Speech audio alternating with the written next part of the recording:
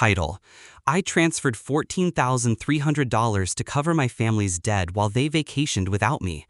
On Instagram, I saw my fiancé sitting in my brother's lap. He deserves this life, my mom commented. I just smiled. Then I canceled 3 accounts.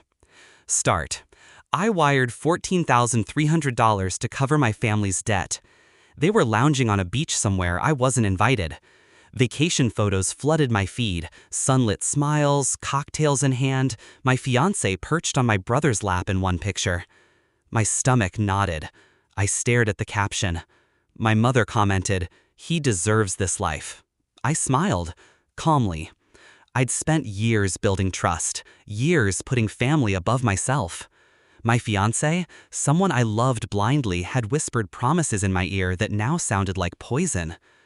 My brother, the one I grew up with, shared secrets with, trusted without question, smiled at my pain in every image. The betrayal didn't sting, it froze me. And in that frozen moment, I began planning. It started with small signs I'd ignored: missed calls, whispered messages, late-night texts. I rationalized it, excused it, loved blindly. But the image on Instagram shattered the illusion. I didn't panic. I didn't cry. I observed. I took notes, screenshotted everything. Every like, every comment, every subtle glance recorded. Evidence mattered. Emotions could be weaponized. I went quiet, disappeared from social chatter.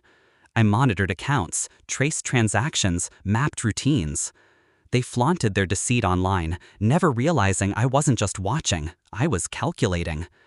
I drew a plan like a chess grandmaster. Every move was deliberate, every pawn accounted for. First, the finances. 3 accounts vanished overnight. Not frozen, they didn't exist anymore. Carefully, legally, I transferred assets and liquidated what I could: 4 properties, 2 vehicles, small investments. Nothing impulsive, nothing messy, just precision. Every action left a trail I controlled.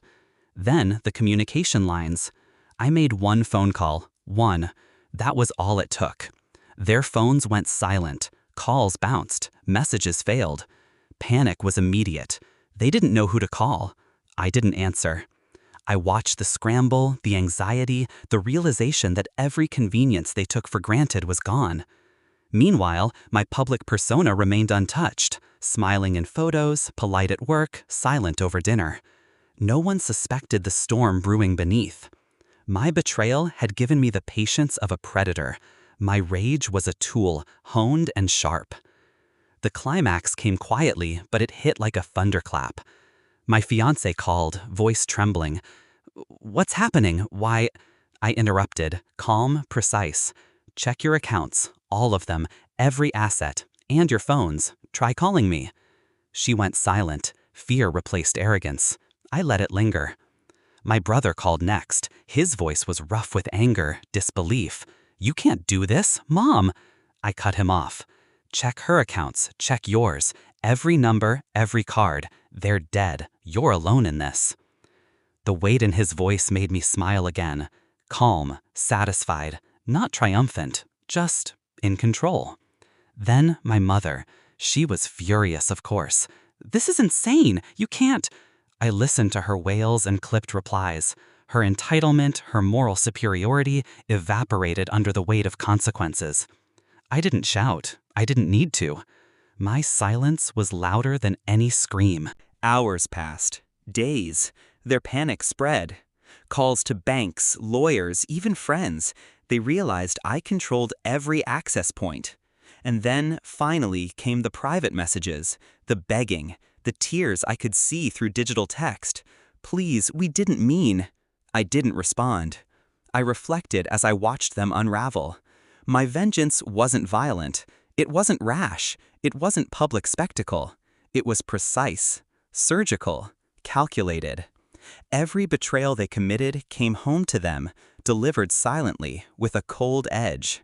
I thought of the past, my fiancé laughing at inside jokes, my brother shoulder to shoulder with me, my mother praising loyalty. All illusions. I grieved nothing. I mourned nothing. I only appreciated clarity. The mask had slipped. I had merely revealed the truth. In the end, I sat back.